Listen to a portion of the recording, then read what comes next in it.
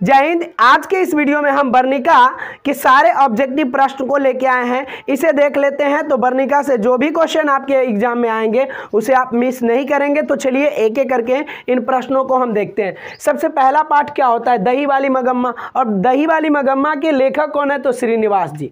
ये किस भाषा में लिखी गई थी, तो ये कन्नड़ भाषा में लिखी गई थी, लेकिन हम लोगों ने पढ़ा किस भाषा में, तो हिंदी में पढ़ा। तो हिंदी में अनुवाद किसने किया, तो BR नारायण ने। ठीक है। और इसके प्रमुख पात्र किस पर फोकस है ये कहानी, तो ये आप देख सकते हैं टोटली वेस्ट जो है मगम्मा के ऊपर ये कहानी है। तो प्रमुख पात्र मगम्मा है। उसके बाद मगम्मा को अपनी बहू से किसको लेकर विवाद था, तो मगम्मा को अपनी बहू से किसको लेकर विवाद था, तो उनके पोते जो थे ना, उनको उनकी माँ पीट रही थी, इसी बात से उन दोनों में झगड़ा था। ठीक है। मगम्मा किस शहर में दही बेचती थी, तो मगम्मा बेंगलुरु में दही बेचा करती थी। उसके बाद मगम्मा को किससे विवाद था, तो अपनी बहू से विवाद था। और किससे लेकर, तो पोते को लेकर। उसके बाद मगम्मा किस विधि से दही बेचती थी, तो ये विधि बारी है। बारी का मतलब होता है कि 1 महीने सामान लो और बाद में हिसाब करके पैसे दो, या 1 सप्ताह काम करो उसके बदले में आप पैसे ले लो, तो ये बारी होता है। उसके बाद मगम्मा को बहू का नाम 9वां क्वेश्चन जो है, मगम्मा के बहू का नाम, तो मगम्मा के बहू का नाम नजम्मा था। ठीक है, बहुत मिलता जुलता नाम है, मगम्मा नजम्मा। उसके बाद रंगप्पा कैसा किस्म का आदमी था, रंगप्पा जो था किस किस्म का आदमी था, जुआरी था, लंपट था। ये सारे ऑप्शन में होंगे ना, तो सारे को मार दीजिएगा। ठीक है, लेकिन ये खास तौर पर जुआरी था, जो कि सभी के पैसे ऐंठना चाहता था। उसके बाद है श्रीनिवास जी का जन्म 6 जून 1891 ईस्वी को हुआ था। ये क्वेश्चन आपके एग्जाम में पूछे जा सकते हैं, ये भी है, इसलिए मैंने इसको इंक्लूड कर दिया। उसके बाद है अमराई का कुआं कहाँ था, तो अमराई का कुआं रास्ते में था। ठीक है, ये अमराई का कुआं कहाँ था, रास्ते में। उसके बाद है क्यों री राक्षसी इस छोटे से बच्चे को क्यों पीट रही हो, किसने कहा। जब नजम्मा अपने बेटे को मार रही थी तो सास ने कहा, क्यों री राक्षसी इस छोटे से बच्चे की क्या गलती है जो इसे पीटे जा रही है। ये किसने कहा, मगम्मा ने कहा। ठीक है। अगला क्वेश्चन देखते हैं, वो आ जाता है ढहते विश्वास से। ठीक है, ढहते विश्वास जो है ना, ये लक्ष्मी के ऊपर केंद्रित कहानी है। ठीक है, तो ढहते विश्वास के संपादक कौन है, राजेंद्र मिश्र। ढहते विश्वास के संपादक राजेंद्र मिश्र। उसके बाद ढहते विश्वास के प्रमुख पात्र। ये कहानी जो है टोटली किस पर आधारित है, तो ये लक्ष्मी पर ही आधारित है। उसके बाद है कहानी की भाषा क्या है, तो कहानी की भाषा उड़िया है, उड़िया भाषा में इस कहानी को लिखा गया है। तो उसके बाद है लक्ष्मी के बड़े लड़के का नाम क्या था, अच्युत था, जो कि सभी गुण निधि वगैरह जो लड़के थे वो दलई बांध पर काम कर रहे थे, उनके साथ इन्होंने काम किया था। तो ये क्वेश्चन ये भी पूछ सकता है कि लक्ष्मी का घर किस बांध के नीचे था, तो दलई बांध के नीचे। उसके बाद लक्ष्मण कहाँ नौकरी करता था, तो लक्ष्मण कहाँ नौकरी करता था, कोलकाता में नौकरी करता था। 20वां प्रश्न है कि उसका घर कहाँ था, तो किस नदी के नीचे था, तो आप कह सकते हैं देवी नदी के नीचे, दलई बांध के नीचे ही था। उसके बाद सातकोरी होता किस भाषा के कथाकार है, तो इसके लेखक जो है ना कौन है, सातकोरी होता, ये तो संपादक है। ठीक है, सातकोरी होता उड़िया भाषा के लेखक है। उसके बाद बाढ़ की समस्या कहानी के केंद्र में, यानी डैश कहानी के केंद्र में है, तो किस कहानी में बाढ़ की समस्या को दिखाया गया है, ढहते विश्वास में।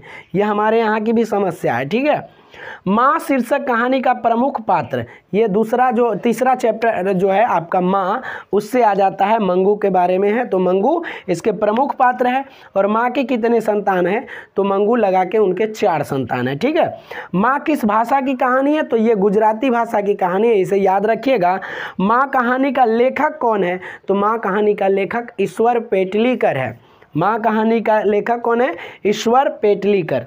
उसके बाद मंगू को लोग कहाँ भर्ती कराना चाहते थे, तो मंगू को लोग अस्पताल में भर्ती कराना चाहते थे। देखिए कुछ और क्वेश्चन है जो कि आपके एग्जाम में सीधे सीधे पूछे जा सकते हैं कि मंगू की बड़ी बहन का क्या नाम था, तो मंगू की बड़ी बहन कुसुम थी। उसके बाद और आपके एग्जाम में पूछा जा सकता है कि मंगू कब से पागल थी, तो मंगू जन्मजात थी। ठीक है। उसके बाद ईश्वर पेटलीकर कहाँ के लोकप्रिय कथाकार है, तो ईश्वर पेटलीकर कहाँ के लोक कथाकार है, तो गुजरात का है, गुजराती भाषा में लिखा गया, आप यहाँ से देख सकते हैं। उसके बाद है कि और क्वेश्चन यहाँ से तो आने के चांसेस कम है, लेकिन एक काला पानी किसका लोकप्रिय उपन्यास है, तो याद रखिएगा ये भी आपके एग्जाम में पूछा जा सकता है। ये ईश्वर पेटलीकर का प्रमुख उपन्यास है। ठीक है, उसके बाद नगर आ जाता है। तो नगर शीर्षक कहानी के लेखक कौन है? तो नगर के लेखक जो है सुजाता है। उसके बाद नगर डैश कहानी है, नगर किस भाषा की कहानी है? तो नगर जो है ना तमिल भाषा की कहानी है, ये भी याद रखिएगा। उसके बाद है पापती को उसकी माँ इलाज के लिए कौन से शहर लेकर गई? तो ये मदुरई गई थी जो कि चेन्नई में स्थित है। उसके बाद है पापती किस पर लेटी हुई थी? तो पापती को किस पर लेटाया गया था? स्ट्रेचर पर, जो कि पेशेंट को ले जाने वाला होता है। ठीक है, उसके बाद है पापती की उम्र क्या थी? तो पापती की उम्र जो थी वो लगभग 12 वर्ष थी। और उसके बाद है पापती बेहोश क्यों पड़ी थी? तो पापती को तेज बुखार था जिसके कारण वो बेहोश पड़ी थी।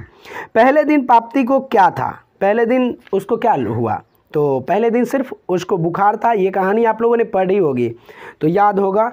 बल्ली अमाल को अपने कैसे पति पर गुस्सा आ रहा था? तो उसका पति जो था ना वो मृत था, मर गया था, तो उस पर भी गुस्सा उसको आ रहा था कि शायद वो जीवित होते तो हमारे किसी न किसी काम के होते, मैं अकेला इधर से उधर नहीं भटकती। तो ये सारे क्वेश्चन हैं जो कि आपके एग्जाम में सीधे सीधे आ सकते हैं। कुछ और क्वेश्चन है कि कहानी सुजाता का असली नाम क्या है? तो एस सुजाता रंगराजन है। ठीक है, एस रंगराजन, ध्यान रखिएगा। उसके बाद है एस रंगराजन किस लेखक का पूरा नाम है? तो अभी मैंने कहा सुजाता रंगराजन इनका पूरा नाम है। उसके बाद है धरती कब तक घूमेगी, जो आपके एग्जाम में उससे भी क्वेश्चन आता है। तो धरती कब तक घूमेगी शीर्षक के कहानी के रचयिता कौन है? तो इसके रचयिता जो है ना सांवरदैया है, याद रखिएगा। धरती कब तक घूमेगी शीर्षक में प्रमुख पात्र कौन है? तो इनमें सीता है जो कि अपने पुत्रों के बीच घूम रही है। ठीक है, और उसके बाद है और है कि सीता के कितने लड़के हैं? सीता के लड़के कितने थे? तो 3 लड़के थे। तीनों के यहाँ बारी बारी से उनका आना जाना था और बारी बारी से भोजन करना था। उसके बाद है सीता के बड़े लड़के का नाम क्या था? तो सीता के बड़े लड़के जो थे वो कैलाश थे और बिज्जू नारायण, यही बेटे थे। उसके बाद है सीता को किसने रसमलाई भेजी थी? तो आप सभी को याद होगा कि रसमलाई उसकी जो है ना नारायण की पत्नी ने भेजी थी, उसके बेटे का बर्थडे था।